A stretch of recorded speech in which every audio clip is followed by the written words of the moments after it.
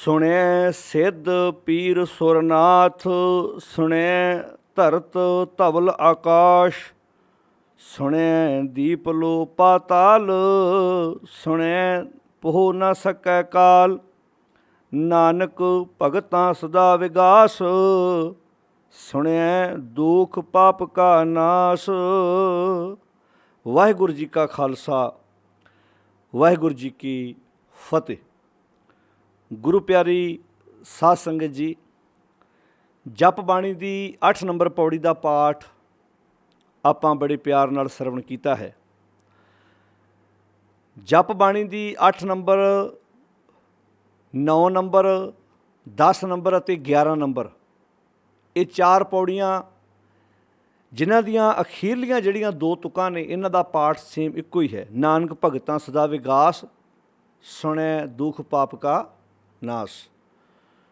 ਇਸ ਤੋਂ ਬਾਅਦ ਅੱਗੇ 4 ਪੌੜੀਆਂ ਜਿਹੜੀਆਂ ਨੇ ਉਹਨਾਂ ਵਿੱਚ ਮੰਨਣ ਦੀ ਗੱਲ ਹੈ, ਕਿਉਂਕਿ ਕੁਦਰਤੀ ਗੱਲ ਹੈ। ਵੇਖੋ ਗੁਰੂ ਸਾਹਿਬ ਨੇ ਕਿੰਨੇ ਸੋਹਣੇ ਤਰੀਕੇ ਨਾਲ ਇਹਨਾਂ ਵਿਸ਼ਿਆਂ ਦੇ ਉੱਤੇ ਵਿਚਾਰ ਬਖਸ਼ਿਸ਼ ਕੀਤੇ ਨੇ, ਤਾਂ ਕਿ ਆਮ ਵੇਖੋ ਬਾਣੀ ਇੰਨੀ ਸੌਖੀ ਹੈ, ਆਮ ਜਨ ਸਧਾਰਨ ਬੰਦੇ ਨੂੰ ਵੀ ਗੁਰੂ ਸਾਹਿਬ ਦੀ ਗੱਲ ਸਮਝ ਆ ਸਕਦੀ ਸੀ, ਪਰ ਅਗਲਿਆਂ ਨੇ ਸਮਝਾਈ ਨਹੀਂ। ਇਹ ਉਹ ਗੁਰਬਾਣੀ ਦੇ ਸ਼ਬਦ ਨੇ ਜਿਨ੍ਹਾਂ ਦੇ ਇਕੋਤਰੀਆਂ ਹੋ ਰਹੀਆਂ ਨੇ, ਸੰਪਟ ਪਾਠ ਲੱਗ ਰਹੇ ਨੇ, ਪਰ ਕਦੀ ਵਿਚਾਰ ਨਹੀਂ ਦਿੱਤੀ ਵੀ ਗੁਰੂ ਸਾਹਿਬ ਕਹਿ ਕੀ ਰਹੇ ਨੇ। ਇਹਨਾਂ ਸੌਖਾ ਗੁਰੂ ਸਾਹਿਬ ਤਾਂ ਐਡੇ ਕਾਬਲ ਟੀਚਰ ਸਨ ਵੀ ਆਮ ਸਟੂਡੈਂਟ ਦੇ ਦਿਮਾਗ 'ਚ ਵੀ ਇਹ ਗੱਲ ਪਾ ਦਿੰਦੇ। ਵੱਖਰੀ ਗੱਲ ਸੀ ਉਹ ਨਾ ਸਮਝਣਾ ਚਾਹਵੇ, ਵੱਖਰੀ ਗੱਲ ਸੀ। ਗੁਰੂ ਸਾਹਿਬ ਦਾ ਉਪਦੇਸ਼ ਐਡਾ ਪਿਆਰਾ ਸੀ, ਐਡਾ ਬਖਸ਼ਿਸ਼ ਭਰਿਆ। ਗੁਰੂ ਪਿਆਰੀ ਸਾਧ ਸੰਗਤ ਜੀ, ਵੇਖੋ ਗੱਲ ਇਹ ਆ ਵੀ ਪਹਿਲਾਂ ਗੱਲ ਸੁਣੀ ਜਾਂਦੀ ਹੈ। ਵੇਖੋ ਲੜੀ ਵੀ ਕਿੱਦਾਂ ਪਰੋਈ ਹੈ, ਪਹਿਲਾਂ ਸੁਣਨ ਦੀ ਗੱਲ ਹੈ, ਫਿਰ ਮੰਨਣ ਦੀ ਗੱਲ ਹੈ। ਕਿਉਂਕਿ ਮੰਨੇਗਾ ਇਨਸਾਨ ਉਹ ਜਿਹਨੇ ਗੱਲ ਸੁਣੀ ਹੋਏਗੀ। ਅੱਜ ਭਾਵੇਂ ਅਸੀਂ ਰੋਜ਼ ਗੁਰੂ ਗ੍ਰੰਥ ਸਾਹਿਬ ਦੇ ਸਨਮੁਖ ਲੋ ਕੇ ਇਹ ਗੱਲ ਕਹਿੰਦੇ ਹਾਂ ਵੀ ਸਭ ਸਿੱਖਾਂ ਨੂੰ ਕੋ ਹੁਕਮ ਹੈ, ਗੁਰੂ ਮਾਨਿਓ ਗ੍ਰੰਥ। ਅਤੇ ਜੇ ਸਾਨੂੰ ਕੋਈ ਪੁੱਛ ਲਵੇ ਵੀ ਮੰਨਣਾ ਕੀ ਹੈ, ਵੀ ਸਭ ਸਿੱਖਾਂ ਨੂੰ ਕੋ ਹੁਕਮ ਹੈ, ਗੁਰੂ ਮਾਨਿਓ ਗ੍ਰੰਥ, ਉਹ ਵੀ ਸਵੇਰੇ ਉੱਠ ਕੇ ਸ਼ਬਦ ਇਹ ਦੋਹਰਾ ਪੜ੍ਹਨ ਦਾ, ਸਭ ਸਿੱਖਾਂ ਨੂੰ ਕੋ ਹੁਕਮ ਹੈ, ਗੁਰੂ ਮਾਨਿਓ ਗ੍ਰੰਥ। ਜਿਹੜਾ ਵੀਰਵਾਰ ਮੱਠੀ 'ਤੇ ਦੀਵਾ ਜਗਾਉਣ ਜਾ ਰਿਹਾ, ਕਿਸੇ ਦੇਹਧਾਰੀ ਦੀਆਂ ਗੜੀਆਂ ਪਰਿਕਰਮਾ ਕਰ ਰਿਹਾ, ਆਪਣੇ ਵੱਡਿਆਂ ਵਡੇਰਿਆਂ 'ਤੇ ਚੜ੍ਹਾਈ ਕਰਨ ਤੋਂ ਬਾਅਦ ਸ਼ਰਾਧ ਕਰਾਉਂਦਾ ਫਿਰਦਾ, ਜਿਹੜਾ ਕਰਮਕਾਂਡ ਕਰਦਾ ਫਿਰਦਾ, ਜਿਹੜਾ ਪਾਣੀ 'ਚ ਨਹਾ ਕੇ ਮੁਕਤੀ ਲੱਭਦਾ ਫਿਰਦਾ, ਉਹ ਵੀ ਕਹਿੰਦਾ ਸਭ ਸਿੱਖਾਂ ਨੂੰ ਕੋ ਹੁਕਮ ਹੈ, ਗੁਰੂ ਮਾਨਿਓ ਗ੍ਰੰਥ। ਹੁਣ ਜੇ ਕੋਈ ਪੁੱਛ ਲਵੇ ਵੀ ਮੰਨਣਾ ਕੀ ਹੈ, ਅਜੇ ਤਾਂ ਸਿੱਖ ਕੌਮ ਦੇ ਬੜੇ ਵੱਡੇ ਹਿੱਸੇ ਨੇ ਸਤਿਗੁਰ ਦੀ ਗੱਲ ਨੂੰ ਧਿਆਨ ਨਾਲ ਸੁਣਿਆ ਵੀ ਨਹੀਂ। ਮੈਂ ਜਿਹੜੀ ਗੱਲ ਜਪ ਬਾਣੀ ਦੀ ਪਹਿਲੀ ਪੌੜੀ ਬਾਰੇ ਕਿਹਾ ਸੀ ਨਾ, ਵੀ ਸੋਚੈ ਸੋਚ ਨਾ ਹੋਵੀ ਜੇ ਸੋਚੀ ਲਖਵਾਰ। ਮੈਂ ਆਪਣੀ ਜ਼ਿੰਦਗੀ 'ਚ ਕਈਆਂ ਨੂੰ ਪੁੱਛ ਕੇ ਵੇਖਿਆ ਵੀ ਇਹਦੇ ਕੀ ਮੀਨਿੰਗ ਨੇ। ਵੇਖੋ ਜੀ, ਭਾਈ ਸਾਹਿਬ ਮਹਾਰਾਜ ਨੇ ਆਖਿਆ ਵੀ ਸੋਚਣ ਨਾਲ ਕੁਝ ਨਹੀਂ ਹੋਣਾ, ਭਾਵੇਂ ਲੱਖਾਂ ਵਾਰ ਸੋਚੀ ਜਾਓ। ਪਤਾ ਨਹੀਂ ਕਿੰਨੀ ਵਾਰੀ ਉਹ 5 ਪਿਆਰਿਆਂ ਸ਼ਾਮਲ ਹੋਏ ਹੋਣੇ ਨੇ, ਕਿੰਨੀ ਵਾਰ ਉਹਨਾਂ ਨੇ ਪ੍ਰਭਾਤ ਫੇਰੀਆਂ 'ਚ ਹਿੱਸਾ ਲਿਆ ਹੋਣਾ। ਤੁਸੀਂ ਆਪਣੇ ਬਾਰੇ ਕਦੀ ਸੋਚ ਕੇ ਵੇਖਿਓ ਵੀ ਕਿੰਨਿਆਂ ਨੂੰ ਤੁਸੀਂ ਕਿਸੇ ਗੁਰਦੁਆਰੇ, ਕਿਉਂਕਿ ਅਕਸਰ ਅਸੀਂ ਕਥਾ ਕਰਦੇ ਹਾਂ, ਸੰਗਤ ਨਾਲ ਪੁੱਛੀਦਾ ਜੀ ਬਾਣੀ ਦੀ ਤੁਕ ਦੱਸ ਦਿਓ, ਬਾਣੀ ਦੀ ਵਿਚਾਰ ਬਾਰੇ। ਕੱਲ੍ਹ ਹੀ ਮੇਰੀ ਇੱਕ ਵੀਰ ਨਾਲ ਟੋਰਾਂਟੋ ਗੱਲ ਹੋ ਰਹੀ ਸੀ, ਉਹ ਵੀਰ ਬੜੇ ਪਿਆਰ ਨਾਲ ਗੱਲ ਕਰ ਰਿਹਾ ਸੀ। ਇਹ ਮੈਨੂੰ ਅੱਜ ਵੀ ਯਾਦ ਹੈ, ਕਥਾ ਕਰਦੇ ਇੱਕ ਵਾਰ ਮੈਂ ਪੁੱਛਿਆ ਸੀ ਕਿ ਜਤ ਪਹਾਰਾ ਧੀਜ ਸੁਨਿਆਰ ਅਹਿਰਣ ਮਤ ਵੇਦ ਹਥਿਆਰ, ਇਹ ਕਿੰਨਵੀਂ ਨੰਬਰ ਪੌੜੀ ਹੈ। ਅਤੇ ਇੱਕ ਦੂਜੇ ਦੇ ਮੂੰਹ ਵੱਲ ਵੇਖਿਆ ਜਾ ਰਿਹਾ ਸੀ। ਇਹ ਕੋਈ ਮੈਂ ਵਿੱਚੋਂ ਨਹੀਂ ਸੀ ਪੁੱਛਿਆ, ਪਤਾ ਸੀ ਵੀ 38 ਨੰਬਰ ਪੌੜੀ ਹੈ, ਅਖੀਰਲੀ ਪੌੜੀ ਹੈ। ਕਿਉਂਕਿ ਅਸੀਂ ਸਿੱਖਣਾ ਨਹੀਂ ਚਾਹੁੰਦੇ। ਸਾਨੂੰ ਫਿਲਮਾਂ ਦੇ ਗਾਣਿਆਂ ਬਾਰੇ ਪਤਾ ਹੈ, ਕਲਾਕਾਰਾਂ ਦੇ। ਲੰਡੂ ਜੇ ਕਲਾਕਾਰ ਦਾ ਗਾਣਾ ਆ ਜਾਏ ਨਾ 10 ਦਿਨ ਪਹਿਲਾਂ, ਅਤੇ ਸੁਣ ਕੇ ਇੱਦਾਂ ਫੁੱਲ ਕਿੱਦਾਂ ਬਿਮਾਰੀ ਪਈ ਹੈ ਟਿਕਟੋਕ ਦੀ, ਕਿੱਦਾਂ ਬਣਾ ਕੇ ਪਾਉਣੇ। ਜਿਹੜੀ ਐਨਰਜੀ ਅਸੀਂ ਇੱਧਰ ਵੇਸਟ ਕਰਦੇ ਪਏ ਹਾਂ, ਇੱਧਰ ਗੁਰਬਾਣੀ ਨਹੀਂ ਸਮਝੀ ਜਾ ਸਕਦੀ। ਜੇ ਆਪਾਂ ਬੰਦੇ ਦਾ ਵੇਖੀਏ ਵੀ ਕਿੱਦਾਂ ਸਾਡੇ ਪੰਜਾਬੀ ਕਿੱਦਾਂ ਬਣਾ ਕੇ ਵੀਡੀਓ, ਅਸੀਂ ਸਿੱਖਣਾ ਨਹੀਂ ਚਾਹੁੰਦੇ। ਅਸੀਂ ਕੁਝ ਆਪਣੀ ਜ਼ਿੰਦਗੀ ਦੇ ਵਿੱਚ ਇਹ ਗੁਣ ਧਾਰ ਨਹੀਂ ਕਰਨਾ ਚਾਹੁੰਦੇ। ਅਸੀਂ ਕਈ ਕਲੀਨ ਸ਼ੇਵ ਨੌਜਵਾਨ, ਸਿਰਾਂ 'ਤੇ ਦਸਤਾਰਾਂ ਨਹੀਂ, ਜਦੋਂ ਬਾਣੀ ਦਾ ਸਵਾਲ ਪੁੱਛਦੇ ਨੇ ਰੂਹ ਖੁਸ਼ ਹੋ ਜਾਂਦੀ ਹੈ ਵੀ ਪੱਗ ਨਹੀਂ ਹੈਗੀ ਉਹਦੇ ਸਿਰ 'ਤੇ। ਪਰ ਕਈ ਪੱਗਾਂ ਵਾਲੇ ਆਣ ਕੇ ਇਹੋ ਜਿਹਾ ਬੇਹੂਦਾ ਸਵਾਲ ਕਰਦੇ ਨੇ। ਗੁੱਸਾ ਨਾ ਮਨਾਇਓ। ਕਈ ਵਾਰੀ ਸੋਚਦਾ ਯਾਰ ਇਹ ਬਾਹਰੋਂ ਵੇਖਣ ਨੂੰ ਲੱਗਦਾ ਵੀ ਸਿੱਖ ਹੈ, ਪਰ ਪਤਾ ਤੈਨੂੰ ਕੱਖ ਵੀ ਨਹੀਂ ਹੈ। ਵੱਖਰੀ ਗੱਲ ਹੈ, ਮੈਂ ਨਹੀਂ ਕਹਿੰਦਾ ਵੀ ਉਹਦੇ ਕੇਸ ਕਟਾ ਕੇ ਬੜਾ ਚੰਗਾ ਕੰਮ ਕੀਤਾ, ਪਰ ਇਕੱਲੇ ਕੇਸ ਨਹੀਂ ਉਹਦੇ ਕੋਲ ਹੈਗੇ। ਪਰ ਗੱਲ ਵੇਖੋ ਕਿੱਡਾ ਕਮਾਲ ਦਾ ਕੁਐਸਚਨ ਕੀਤਾ ਉਹਨੇ, ਕਿੰਨੇ ਕਮਾਲ ਦੇ ਸਵਾਲ। ਵੀ ਮੈਂ ਭਾਈ ਸਾਹਿਬ ਬਾਣੀ ਪੜ੍ਹਦਾ, ਮੈਨੂੰ ਹੁਣ ਸਮਝ ਆਉਣ ਲੱਗ ਪਈ ਹੈ। ਸਮਝ ਕੇ ਬਾਣੀ ਸਮਝ ਕੇ ਜਿਹੜਾ ਬੰਦਾ ਕੇਸ ਰੱਖੇਗਾ, ਪੱਗ ਬੰਨੇਗਾ, ਉਹ ਸਵਾਦ ਵੀ ਵੱਖਰਾ ਆਉਣਾ। ਫਿਰ ਜ਼ਿੰਦਗੀ ਜਿਉਣ ਦਾ ਤਰੀਕਾ ਵੱਖਰਾ ਆਏਗਾ। ਹੁਣ ਜਿਹੜੀ ਗੱਲ ਗੁਰਦੇਵ ਜੀ ਨੇ ਇਸ ਪੌੜੀ ਵਿੱਚ ਬਖਸ਼ਿਸ਼ ਕੀਤੀ ਹੈ, ਅਖੀਰਲੀਆਂ ਤੁਕਾਂ ਨੂੰ ਆਪਾਂ ਬੜੇ ਧਿਆਨ ਨਾਲ ਸਮਝਣਾ, ਕਿਉਂਕਿ ਆਪਾਂ ਜਿੰਨੀਆਂ ਵੀ ਪੌੜੀਆਂ ਦੀ ਵਿਚਾਰ ਕਰਦੇ ਆ ਰਹੇ ਹਾਂ, ਹਮੇਸ਼ਾ ਆਪਾਂ ਪੌੜੀ ਦੀ ਅਖੀਰਲੀਆਂ ਜਿਹੜੀਆਂ ਤੁਕਾਂ ਨੇ ਉੱਥੋਂ ਤੋਂ ਵਿਚਾਰ ਚੱਕਦੇ ਹਾਂ, ਤਾਂ ਕਿ ਸਾਨੂੰ ਗੱਲ ਸਮਝ ਪੈ ਜਾਏ, ਵਿਸ਼ਾ ਵਸਤੂ ਦੀ ਸਮਝ ਪੈ ਜਾਏ, ਗੁਰੂ ਸਾਹਿਬ ਗੱਲ ਕਹਿਣਾ ਕੀ ਚਾਹੁੰਦੇ ਨੇ। ਤਾਂ ਮੈਂ ਗੱਲ ਸੁਣਨ ਦੀ ਕਰ ਰਿਹਾ ਸੀ, ਕਿਉਂਕਿ ਇਹਨਾਂ ਪੌੜੀਆਂ ਵਿੱਚ ਸੁਣਨ ਦਾ ਜ਼ਿਕਰ ਕੀਤਾ ਗਿਆ। ਅਤੇ ਜਦੋਂ ਗੱਲ ਸੁਣੀ ਜਾਏਗੀ, ਮੰਨੀ ਬਾਅਦ ਵੀ ਜਾਏਗੀ। ਪਹਿਲਾਂ ਬੰਦਾ ਗੱਲ ਧਿਆਨ ਨਾਲ ਸੁਣਦਾ ਹੈ, ਫਿਰ ਮੰਨਦਾ ਹੈ। ਇੱਥੇ ਹੁਣ ਗੁਰਦੇਵ ਪਿਤਾ ਮਹਾਰਾਜ ਇਹਨਾਂ ਪੌੜੀਆਂ ਦੇ ਅਖੀਰ ਵਿੱਚ ਕਹਿੰਦੇ ਨੇ, ਨਾਨਕ ਭਗਤਾਂ ਸਦਾ ਵਿਗਾਸ। ਹੇ ਨਾਨਕ, ਆਖ ਜਿਹੜੇ ਭਗਤ ਹੁੰਦੇ ਨੇ ਉਹਨਾਂ ਦੀ ਜ਼ਿੰਦਗੀ ਸਦਾ ਵਿਗਾਸ ਹੁੰਦਾ ਹੈ, ਸਦਾ ਹੀ ਖੇੜਾ ਹੁੰਦਾ ਹੈ, ਸਦਾ ਖੇੜਾ ਹੁੰਦਾ ਹੈ। ਆਪਾਂ ਆਉਣ ਵਾਲੀਆਂ ਜਿਹੜੀਆਂ ਪੌੜੀਆਂ ਉਹਨਾਂ 'ਚ ਭਗਤ ਦੀ ਡੈਫੀਨੇਸ਼ਨ ਵੀ ਪੜ੍ਹਾਂਗੇ। ਬਾਣੀ 'ਚ ਭਗਤ ਕਿਹਨੂੰ ਕਿਹਾ ਹੈ, ਭਗਤ ਬਣਨ ਵਾਸਤੇ ਕਿਹੋ ਜਿਹਾ ਪਹਿਰਾਵਾ ਪਾਉਣਾ ਪੈਂਦਾ, ਕੀ ਭਗਤ ਬਣਨ ਵਾਸਤੇ ਘਰ ਛੱਡਣਾ ਪੈਂਦਾ, ਕੀ ਭਗਤ ਬਣਨ ਵਾਸਤੇ ਮਾਲਾ ਧਾਰਨ ਕਰਨੀ ਪੈਂਦੀ ਹੈ, ਕੀ ਭਗਤ ਬਣਨ ਵਾਸਤੇ ਚੋਲਾ ਪਾਉਣਾ ਪੈਂਦਾ ਹੈ, ਕੀ ਭਗਤ ਕੋ ਪੈਂਟ ਕਮੀਜ਼ ਵਾਲਾ ਨਹੀਂ ਹੋ ਸਕਦਾ। ਇਹ ਆਪਾਂ ਆਉਣ ਵਾਲੀਆਂ ਪੌੜੀਆਂ 'ਚ ਵਿਚਾਰ ਕਰਾਂਗੇ। ਅੱਜ ਦੀ ਆਪਾਂ ਪੌੜੀ ਵਿੱਚੋਂ, ਕਿਉਂਕਿ ਇਹ ਜਿਹੜੀਆਂ ਚਾਰੇ ਪੌੜੀਆਂ ਨੇ ਇਹਦੀਆਂ ਅਖੀਰਲੀਆਂ ਤੁਕਾਂ ਬਰਾਬਰ ਨੇ, ਸੇਮ ਨੇ। ਨਾਨਕ ਭਗਤਾਂ ਸਦਾ ਵਿਗਾਸ, ਸੁਣਿਆ ਦੁੱਖ ਪਾਪ ਕਾ ਨਾਸ। ਹੇ ਨਾਨਕ, ਆਖ ਉਹਨਾਂ ਦੀ ਜ਼ਿੰਦਗੀ ਸਦਾ ਵਿਗਾਸ ਹੁੰਦਾ ਹੈ, ਖੇੜਾ ਹੁੰਦਾ ਹੈ। ਅਤੇ ਖੇੜਾ ਖੋਹਦੀ ਕਿਹੜੀ ਚੀਜ਼ ਹੈ? ਦੁੱਖ। ਜਦੋਂ ਅੰਦਰ ਦੁੱਖ ਹੋਣ ਨਾ, ਫਿਰ ਬੰਦੇ ਕੋਲ ਹੱਸਿਆ ਨਹੀਂ ਜਾਂਦਾ। ਫਿਰ ਕੋਈ ਉਹਨੂੰ ਹਸਾਉਣ ਦੀ ਕੋਸ਼ਿਸ਼ ਵੀ ਕਰੇ, ਉੱਤੋਂ ਮਾੜਾ ਜਿਹਾ ਮੂੰਹ ਹਾਸੇ ਵਾਲਾ ਕਰ ਲੂ, ਪਰ ਅੰਦਰੋਂ ਨਹੀਂ ਖੇੜਾ, ਅੰਦਰੋਂ ਨਹੀਂ ਹਾਸਾ ਆਏਗਾ, ਕਿਉਂਕਿ ਦੁੱਖ ਹੱਸਣ ਨਹੀਂ ਦਿੰਦਾ। ਦੁੱਖ ਕਿਹੜਾ? ਸੁਣਿਆ ਦੁੱਖ। ਇੱਥੇ ਸੁਣਨ ਦਾ ਅਰਥ ਕੀ ਆ? ਜੇ ਗੁਰੂ ਦੀ ਗੱਲ ਸੁਣੀ ਜਾਏ। ਅਤੇ ਸੁਣਨ ਦਾ ਅਰਥ ਕੀ ਆ? ਜਿਹਨੇ ਸੁਣ ਕੇ ਜ਼ਿੰਦਗੀ ਵਿੱਚ ਧਾਰਨ ਕਰ ਲਈ ਹੈ। ਜਿਹੜਾ ਸੁਣੇਗਾ ਉਹੀ ਅੱਗੇ ਮੰਨਣ ਵਾਲੀ ਪੌੜੀ 'ਤੇ ਤੁਰੇਗਾ। ਜੇ ਗੱਲ ਧਿਆਨ ਨਾਲ ਸੁਣੀ ਜਾਏ ਤਾਂ। ਸੁਣਦੇ ਤਾਂ ਬਹੁਤ ਨੇ, ਕਿੰਨੇ ਗ੍ਰੰਥ ਮੂੰਹ ਜ਼ਬਾਨੀ ਸੁਣ ਲੈ। ਕਿ ਸੱਚੀ ਦੁੱਖ ਖਤਮ ਹੋ ਗਏ? ਸੱਚੀ ਇਹ ਜ਼ਿੰਦਗੀ 'ਚ ਇਹ ਬੁਰਾਈਆਂ ਮੁੱਕ ਗਈਆਂ? ਅਤੇ ਗੁਰਦੇਵ ਜੀ ਨੇ ਸੁਣਿਆ ਦੁੱਖ ਪਾਪ ਕਾ ਨਾਸ਼। ਦੁੱਖ ਕਿਹੜੇ ਕਿਹੜੇ ਨੇ? ਆਓ ਬਾਣੀ 'ਚੋਂ ਆਪਾਂ ਸਮਝਣ ਦਾ ਯਤਨ ਕਰੀਏ। ਗੁਰਦੇਵ ਨੇ ਬਾਣੀ 'ਚ ਇਸ ਪ੍ਰਥਾਏ ਬਹੁਤ ਪਿਆਰੇ ਬਚਨ ਕਹੇ ਨੇ। ਦੁੱਖ ਵਿਛੋੜਾ, ਸਭ ਤੋਂ ਪਹਿਲਾ ਦੁੱਖ ਹੈ ਵਿਛੋੜੇ ਦਾ। ਜੇ ਆਪਾਂ ਸਮਾਜ ਤੌਰ 'ਤੇ ਵੇਖੀਏ, ਕਿਸੇ ਦੇ ਘਰੋਂ ਕੋਈ ਜੀ ਚਲਾ ਜਾਏ, ਕੋਈ ਪੁਰਾਣੀ ਚੜ੍ਹਾਈ ਕਰ ਜਾਏ, ਦੁੱਖ ਹੈ। ਘਰ 'ਚ ਪਿਤਾ ਚੜ੍ਹਾਈ ਕਰ ਜਾਏ, ਪੁੱਤਰ ਚੜ੍ਹਾਈ ਕਰ ਜਾਏ, ਮਾਤਾ ਦੀ ਡੈਥ ਹੋ ਜਾਏ, ਦੁੱਖ ਹੈ ਬੜਾ ਵੱਡਾ। ਜੀ ਵਿਛੜ ਗਿਆ। ਜੇ ਉੱਦਾਂ ਵੀ ਕੋਈ ਪਰਿਵਾਰ ਦਾ ਜੀ ਤੁਹਾਡੇ ਤੋਂ ਦੂਰ ਚਲਾ ਜਾਏ, ਵਿਛੋੜੇ ਦਾ ਦੁੱਖ ਤਾਂ ਹੁੰਦਾ ਹੀ ਹੈ ਨਾ। ਕਈ ਵਾਰੀ ਪ੍ਰਦੇਸ਼ ਕਈਆਂ ਦੇ ਪੁੱਤ ਧੀ ਕਮਾਈ ਕਰਨ ਜਾਂਦੇ ਆ, ਪੜ੍ਹਨ ਜਾਂਦੇ ਆ, ਸਟੱਡੀ ਕਰਨ ਜਾਂਦੇ ਆ, ਮਾਵਾਂ ਬਿਲਕਦੀਆਂ ਨੇ। ਦੁੱਖ ਤਾਂ ਹੈ ਹੀ ਹੈ ਨਾ। ਵੱਖਰੀ ਗੱਲ ਹੈ ਕਿ ਉਹ ਇੱਦਾਂ ਵੀ ਕਹਿੰਦੇ ਨੇ, ਦਿਲ ਤਾਂ ਨਹੀਂ ਕਰਦਾ, ਪਰ ਕੀ ਕਰੀਏ। ਬੱਚੇ ਨੂੰ ਕੁਝ ਬਣਾਉਣ ਵਾਸਤੇ, ਘਰ ਦਾ ਆਰਥਿਕ ਪੱਖ ਸੁਧਾਰਨ ਵਾਸਤੇ ਉਹਨਾਂ ਨੂੰ ਕੰਪਰੋਮਾਈਜ਼ ਕਰਨਾ ਪੈਂਦਾ।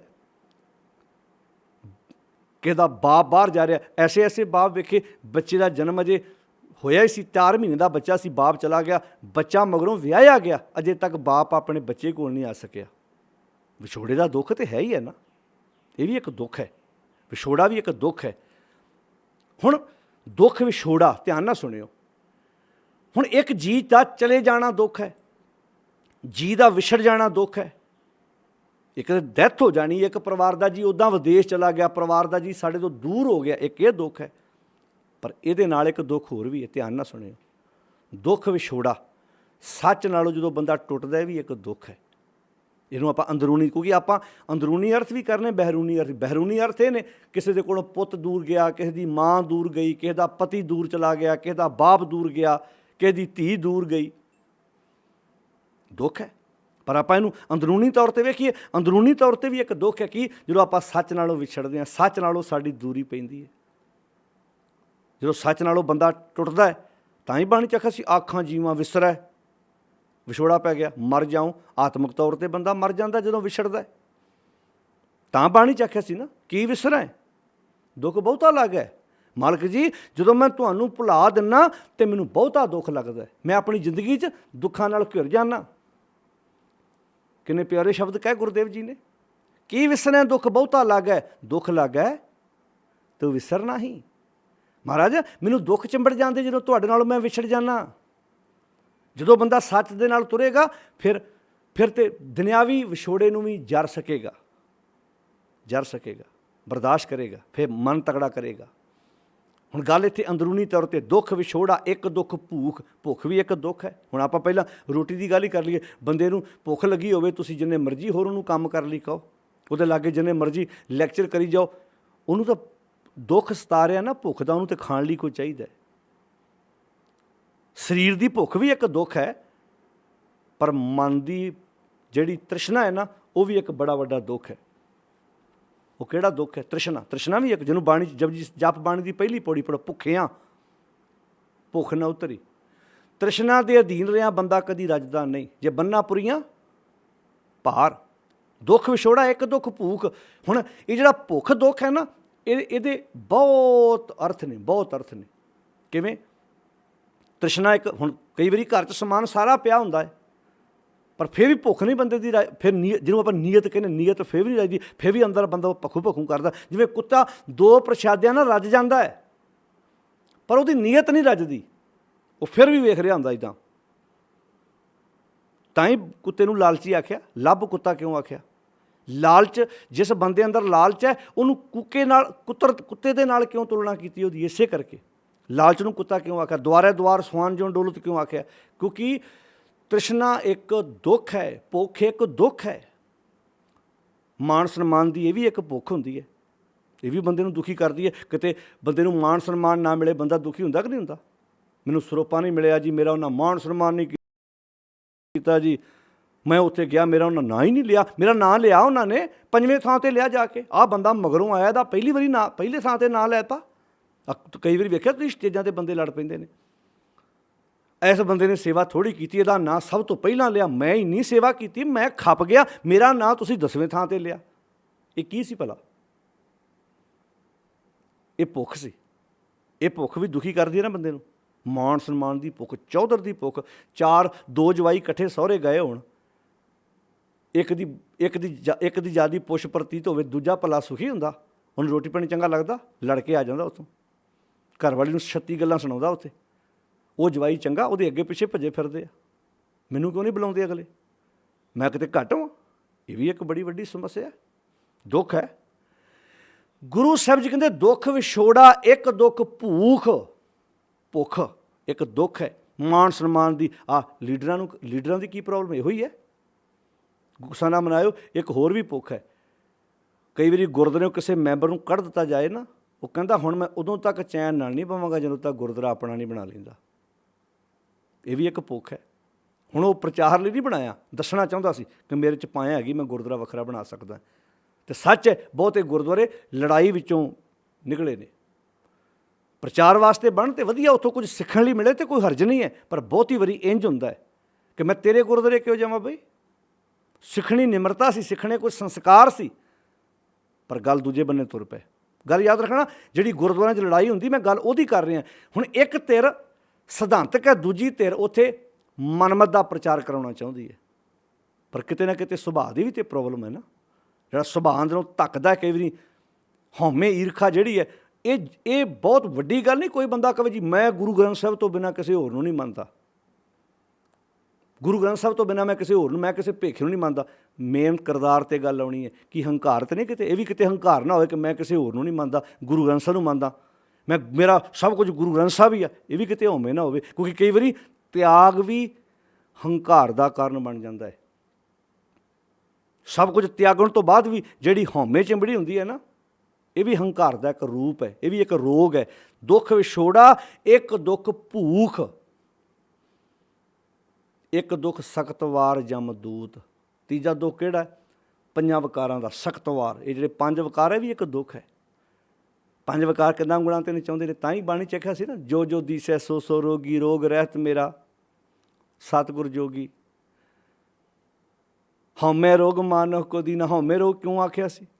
ਇਹਨੂੰ ਕਿਉਂ ਆਖਿਆ ਸੀ ਹਉਮੈ ਦੀਰਘ ਰੋਗ ਹੈ? ਇਹ ਦੀਰਘ ਰੋਗ ਕਿਉਂ ਆਖਿਆ ਸੀ? ਹਾਂ ਦੀਰਘ ਹੈ, ਪਰ ਇਲਾਜ ਥੋੜ੍ਹਾ, ਇਹਦਾ ਇਲਾਜ ਹੈਗਾ। ਹਉਮੈ ਦੀਰਘ ਰੋਗ ਹੈ, ਦਾਰੂ ਪੀਏ ਸੋ ਮਾਹੇ। ਕਿੱਥੇ ਹੈ? ਜੇ ਹਉਮੈ ਦਾ ਰੋਗ ਅੰਦਰ ਹੈ ਤਾਂ ਇਲਾਜ ਵੀ ਅੰਦਰ ਹੀ ਹੈ। ਕਿਰਪਾ ਕਰੇ ਜੇ ਆਪਣੀ ਤਾਂ ਗੁਰ ਕਾ ਸ਼ਬਦ ਕਮਾਹੇ।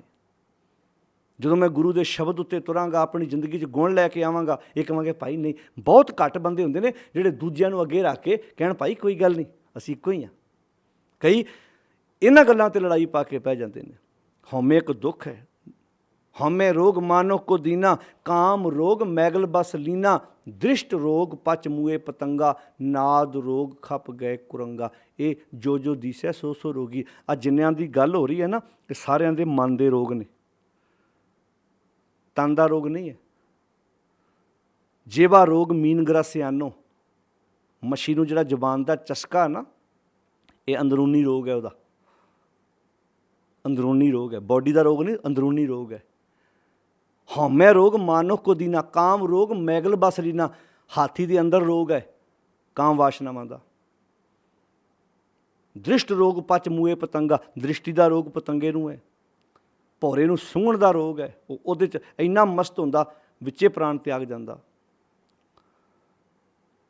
ਇੱਕ ਦੁੱਖ ਸਖਤ ਵਾਰ ਜਮਦੂਤ, ਕਿੰਨੇ ਪਿਆਰੇ ਸ਼ਬਦ ਵਰਤੇ। ਦੁੱਖ ਵਿਛੋੜਾ, ਇੱਕ ਦੁੱਖ ਭੂਖ, ਇੱਕ ਦੁੱਖ ਸਖਤ ਵਾਰ ਜਮਦੂਤ, ਇੱਕ ਦੁੱਖ ਰੋਗ ਲੱਗੈ ਤਨ ਧਾਏ।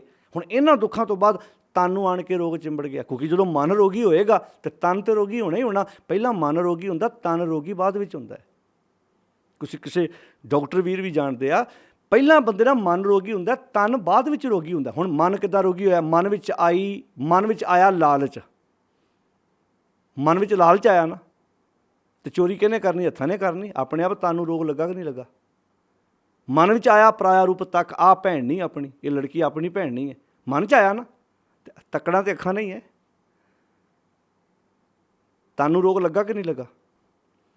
ਮਨ 'ਚ ਆਇਆ ਸਵੇਰੇ ਮੈਂ ਝੂਠੀ ਗਵਾਹੀ ਦੇਣ ਜਾਣਾ ਅਦਾਲਤ ਵਿੱਚ, ਕਿਉਂਕਿ ਅਗਲਾ ਮੈਨੂੰ 15,000 ਦੇ ਰਿਹਾ।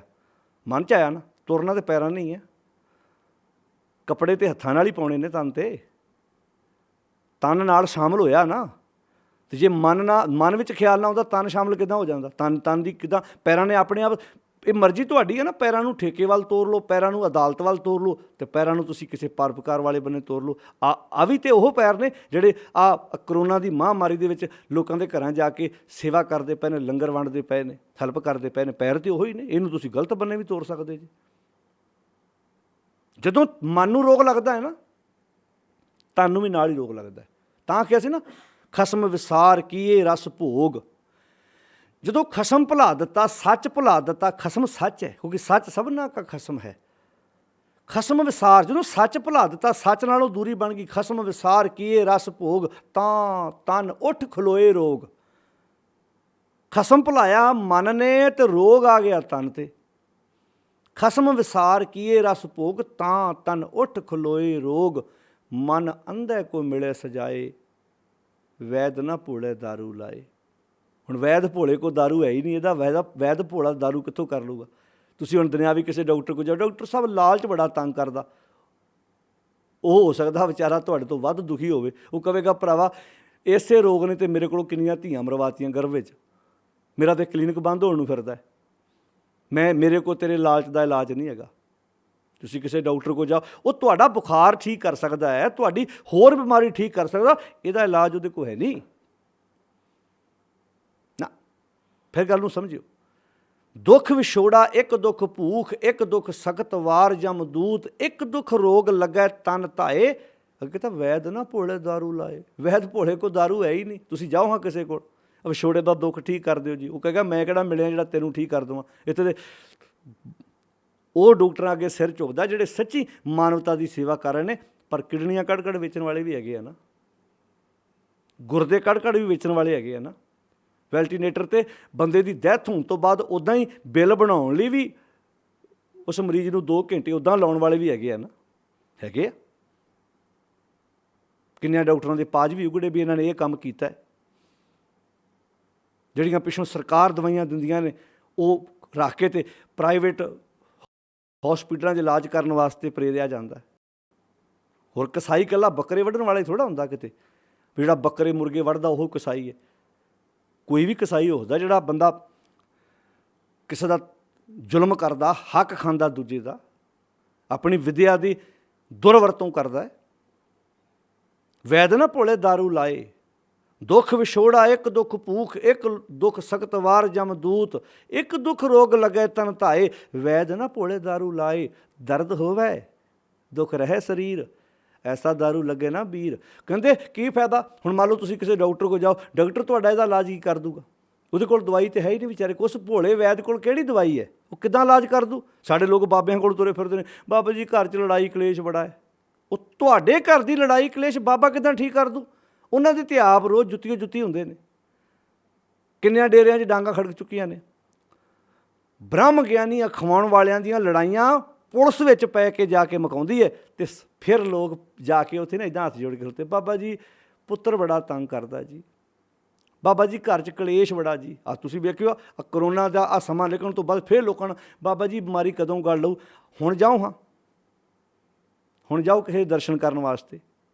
ਉਹ ਭਾਈ ਜਿਹੜੀ ਗੱਲ ਗੁਰੂ ਸਾਹਿਬ ਇੱਥੇ ਕਹਿੰਦੇ ਨੇ, ਨਾਨਕ ਭਗਤਾਂ ਸਦਾ ਵਿਗਾਸ ਸੁਣੇ, ਦੁੱਖ ਪਾਪ ਕਾ ਨਾਸ, ਦੁੱਖ ਦਾ ਨਾਸ ਹੋ ਜਾਏਗਾ।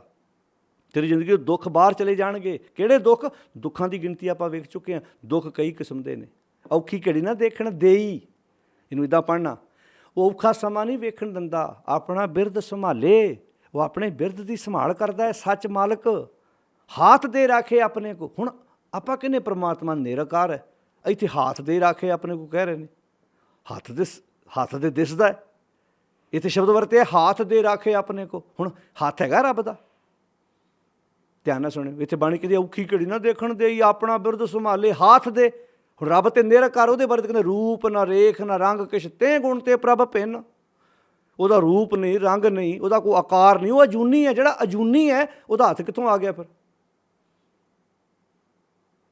ਹੁਣ ਧਿਆਨ ਨਾਲ ਸੁਣਿਓ, ਤੁਸੀਂ ਬਾਣੀ ਪੜ੍ਹਨ ਵਾਲੇ ਸਰੋਤੇ ਘਰਾਂ 'ਚ ਬੈਠੇ ਹੋਗੇ, ਜਿਹੜਾ ਹੈ ਹੀ ਅਜੂਨੀ, ਉਹਦਾ ਹੱਥ ਕਿੱਥੋਂ ਆ ਗਿਆ? ਇਹ ਹੱਥ ਸ਼ਬਦ ਵਰਤਣਾ ਧਿਆਨ ਨਾਲ ਸੁਣਿਓ। ਕਈ ਵਾਰੀ ਆਪਾਂ ਨਹੀਂ ਕਹਿੰਦੇ ਹੱਥ ਦੇ ਕੇ ਬਚਾ ਗਿਆ ਭਾਈ, ਜਿਵੇਂ ਹੁਣ ਮੰਨ ਲਓ, ਧਿਆਨ ਨਾਲ ਸੁਣਿਓ, ਇਹ ਇੱਦਾਂ ਦੇ ਸ਼ਬਦ ਨੇ ਜਿਹੜੇ ਸਮਝਣੇ ਬਹੁਤ ਜ਼ਰੂਰੀ ਨੇ। ਮੰਨ ਲਓ ਕਿਸੇ ਦੇ ਘਰ ਕੋਈ ਪੁੱਤਰ ਧੀ ਬਿਮਾਰ ਹੋ ਗਿਆ, ਕਿਸੇ ਦਾ ਕੋਈ ਉਹਦਾ ਦੋਸਤ ਮਿੱਤਰ ਨੂੰ ਪਤਾ ਲੱਗਾ ਵੀ ਮੇਰਾ ਦੋਸਤ ਦਾ ਪੁੱਤਰ ਬਿਮਾਰ ਹੈ। ਉਹ ਵਿਦੇਸ਼ 'ਚ ਬੈਠਾ ਸੀ, ਉਹਨੂੰ ਪਤਾ ਲੱਗ ਗਿਆ ਮੇਰੇ ਦੋਸਤ ਦਾ ਪੁੱਤਰ ਬਿਮਾਰ ਹੈ। ਉਹਨੂੰ ਪਤਾ ਸੀ ਵੀ ਅਣਖੀ ਬੰਦਾ ਭਾਈ, ਇਹਨੇ ਮੈਨੂੰ ਨਹੀਂ ਕਹਿਣਾ, ਪਰ ਮੇਰਾ ਫਰਜ਼ ਬਣਦਾ ਮੈਂ ਇਹਦਾ ਭਰਾ ਹਾਂ, ਇਹਦੀ ਹੈਲਪ ਕਰਾਂ। ਉਹਨੂੰ ਅਕਾਊਂਟ ਨੰਬਰ ਪੁੱਛਿਆ, ਉਹਦੇ ਅਕਾਊਂਟ 'ਚ ਕੁਝ ਪੈਸੇ ਪਾ ਦਿੱਤੇ। ਜਦੋਂ ਆਪਣੇ ਦੋਸਤਾਂ ਮਿੱਤਰਾਂ ਵਿੱਚ ਬਹਿੰਦਾ ਨਾ, ਉਹ ਇੱਦਾਂ ਕਹਿੰਦਾ ਭਾਈ ਜੇ ਉਸ ਵਕਤ ਉਹ ਮੇਰਾ ਦੋਸਤ ਮੇਰੀ ਮਦਦ ਨਾ ਕਰਦਾ, ਮੇਰੀ ਬਾਂਹ ਨਾ ਫੜਦਾ। ਹੁਣ ਬਾਂਹ ਫੜਨ ਲਈ ਭਲਾ ਉਹਨੇ ਇੱਦਾਂ ਗੁੱਟ ਫੜਿਆ ਸੀ? ਆਪਾਂ ਸ਼ਬਦ ਆਮ ਬੋਲਦੇ ਹਾਂ ਨਾ, ਜੇ ਮੇਰਾ ਉਹ ਦੋਸਤ ਮੇਰੀ ਬਾਂਹ ਨਾ ਫੜਦਾ। ਉਹ ਬਾਂਹ ਕਿੱਦਾਂ ਫੜੀ ਭਲਾ? ਉਹਨੇ ਹੈਲਪ ਕਰ ਦਿੱਤੀ।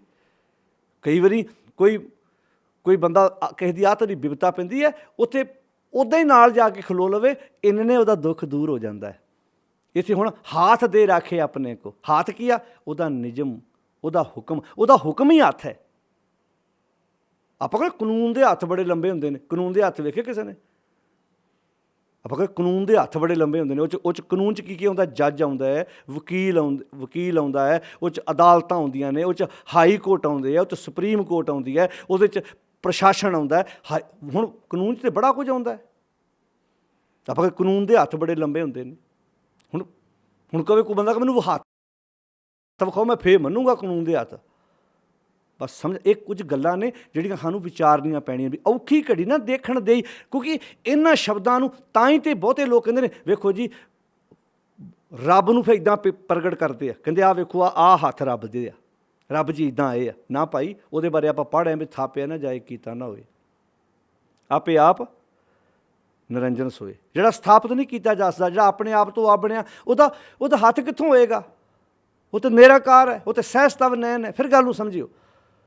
ਤੋ ਗੁਰਦੇਵ ਪਿਤਾ ਮਹਾਰਾਜ ਇੱਥੇ ਬਖਸ਼ਿਸ਼ ਭਰੇ ਸ਼ਬਦ ਵਰਤ ਰਹੇ ਨੇ। ਕਿੰਨੀ ਪਿਆਰੀ ਔਖੀ ਘੜੀ ਨਾ ਦੇਖਣ ਦੇਈ, ਆਪਣਾ ਬਿਰਧ ਸੰਭਾਲੇ, ਹਾਥ ਦੇ ਰਾਖੇ ਆਪਣੇ ਕੋ, ਸਾਸ ਪ੍ਰਤਪਾਲੈ। ਅੱਛਾ, ਉਹ ਪ੍ਰਤਪਾਲਦਾ ਕਿੱਦਾਂ ਭਲਾ? ਸਰੀਰ ਨੂੰ ਪਾਲਣ ਲਈ ਰੋਟੀ ਚਾਹੀਦੀ ਹੈ, ਖੁਰਾਕ ਚਾਹੀਦੀ ਹੈ, ਜੋ ਆਪਾਂ ਖਾਣਾ ਖਾਂਦੇ ਉਹ ਚਾਹੀਦਾ। ਅਤੇ ਇੱਥੇ ਮਨ ਨੂੰ ਪ੍ਰਤਪਾਲਣ ਲਈ ਉਹ ਗੁਣਾਂ ਦਾ ਰਿਜ਼ਕ ਦਿੰਦਾ ਹੈ, ਉਹ ਗੁਣਾਂ ਦਾ ਦਾਤਾ ਹੈ। ਹਮ ਮੈਲੇ ਤੁਮ ਉਜੜ ਕਰਤੇ, ਹਮ ਨਿਰਗੁਣ ਤੂੰ ਦਾਤਾ। ਉਹ ਦਾਤਾ ਹੈ। ਕਾਹਦਾ? ਗੁਣਾਂ ਦਾ ਦਾਤਾ।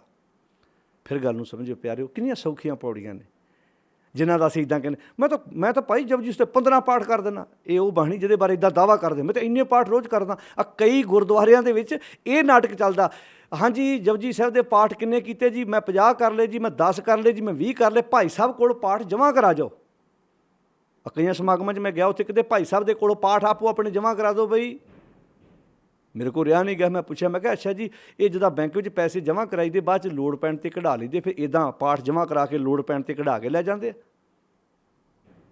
ਤਮਾਸ਼ਾ ਬਣਾ ਲਿਆ ਸੀ ਗੁਰੂ ਦੀ ਵਿਚਾਰ, ਗੁਰੂ ਦੀ ਬਾਣੀ ਨੂੰ, ਜਿਹੜਾ ਐਡਾ ਸੌਖਾ ਸੀ ਨਾ, ਜਿਹੜਾ ਇਹਨੂੰ ਸਕੂਲ ਦਾ ਟੀਚਰ ਵੀ ਪੜ੍ਹ ਸਕਦਾ ਸੀ, ਬੈਂਕ 'ਚ ਜੋਬ ਕਰਨ ਵਾਲਾ ਵੀ ਪੜ੍ਹ ਸਕਦਾ ਸੀ, ਕੋਈ ਪੁਲਿਸ ਮੁਲਾਜ਼ਮ ਵੀ ਇਸ ਗਿਆਨ ਨੂੰ ਸਮਝ ਸਕਦਾ ਸੀ, ਕੋਈ ਜੱਜ, ਕੋਈ ਵਕੀਲ, ਹਰ ਬੰਦੇ ਨੇ ਇਹ ਸਿੱਖਿਆ, ਹਰ ਬੰਦੇ ਲਈ ਸੀ। ਅਸੀਂ ਇੱਦਾਂ ਕੈਦ ਕਰਤੀ, ਇੱਦਾਂ ਅਸੀਂ ਜਾਣਦੇ ਹਾਂ ਬਾਬਾ ਜੀ ਅਰਦਾਸ, ਜਿਹੜਾ ਗਲ 'ਚ ਹਜ਼ੂਰੀਆ ਪਾਇਆ, ਇੱਦਾਂ ਕੱਪੜੇ ਪਾਏ ਆ, ਇਹ ਸ਼ਿੰਗਾਰ ਕੇ ਬੈਠਾ, ਬਾਬਾ ਜੀ ਤੁਸੀਂ ਅਰਦਾਸ ਕਰੋ ਨਾ।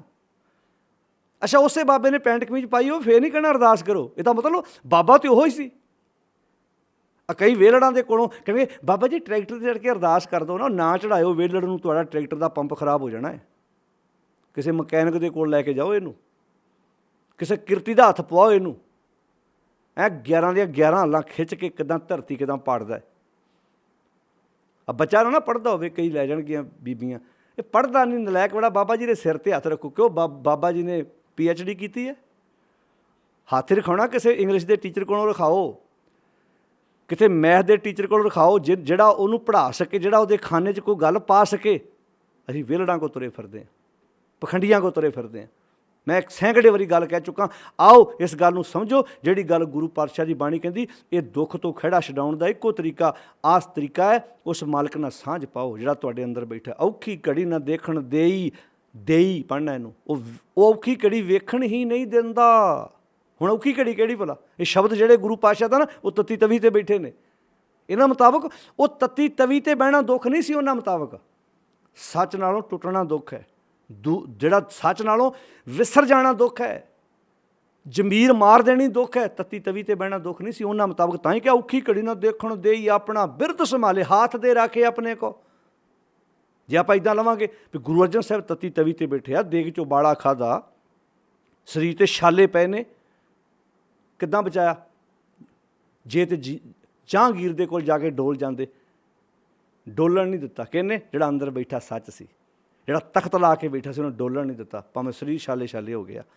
ਔਖੀ ਘੜੀ ਨਾਲ ਦੇਖਣ ਦੇਈ ਆਪਣਾ ਬਿਰਧ ਸੰਭਾਲੇ, ਉਹ ਆਪਣੇ ਬਿਰਧ ਦੀ ਸੰਭਾਲ ਕਰਦਾ। ਉਹ ਸੱਚ ਜਿਹੜਾ ਮੇਰੇ ਅੰਦਰ ਬੈਠਾ, ਜਿਹੜਾ ਪ੍ਰਗਟ ਹੋ ਗਿਆ, ਜਿਹਨੇ ਮੈਨੂੰ ਅੰਦਰੋਂ ਮਜ਼ਬੂਤ ਕਰਤਾ, ਆਪਣਾ ਬਿਰਧ ਸੰਭਾਲੇ, ਹੱਥ ਦੇ ਰੱਖੇ ਆਪਣੇ ਕੋ। ਸਾਸ ਸਾਸ ਪ੍ਰਤ ਪਾਲੇ, ਪ੍ਰਭ ਸਿਉ ਲਾਗ ਰਹੇ ਹੋ ਮੇਰਾ ਚੀਤ। ਹੁਣ ਮੇਰਾ ਪ੍ਰਭੂ ਨਾਲ ਚਿੱਤ ਲੱਗ ਗਿਆ। ਪ੍ਰਭੂ ਕੀ ਹੈ? ਸੱਚ। ਉਹਦੇ ਨਾਲ ਮੇਰੀ ਸੁਰਤ ਜੁੜ ਗਈ। ਆਦ ਅੰਤ ਪ੍ਰਭ ਸਦਾ ਸਹਾਈ, ਤਨ ਹਮਾਰਾ ਮੀਤ। ਆਦ ਅੰਤ, ਹਰ ਵਕਤ ਹਰ ਸਮੇਂ ਉਹ ਮੇਰਾ ਮਦਦਗਾਰ ਹੈ, ਉਹ ਮੇਰੀ ਹੈਲਪ ਕਰਦਾ ਹੈ, ਮੈਨੂੰ ਡਿੱਗਣ ਨਹੀਂ ਦਿੰਦਾ, ਮੇਰੇ ਨਾਲ ਖਲੋਤਾ ਹੈ। ਤਾਂ ਗੁਰੂ ਪਾਤਸ਼ਾਹ ਦੀ ਬਾਣੀ ਕਹਿੰਦੀ ਹੈ, ਨਾਨਕ ਭਗਤਾਂ ਸਦਾ ਵਿਗਾਸ, ਸੁਣੈ ਦੁਖ ਪਾਪ ਕਾ ਨਾਸ਼। ਆਪਾਂ ਅੱਜ ਦੀ ਪੌੜੀ 'ਚ ਸਿਰਫ ਦੁੱਖ ਵਾਲਾ ਪੱਖ ਲਿਆ, ਪਾਪ ਵਾਲਾ ਅਗਲੀ ਪੌੜੀ ਵਿੱਚ ਸਾਂਝ, ਕਿਉਂਕਿ ਤਿੰਨਾਂ ਪੌੜੀਆਂ ਦੀਆਂ ਜਿਹੜੀਆਂ ਖੀਲੀਆਂ ਤੁਕਾਂ ਨੇ ਸੇਮ ਨੇ।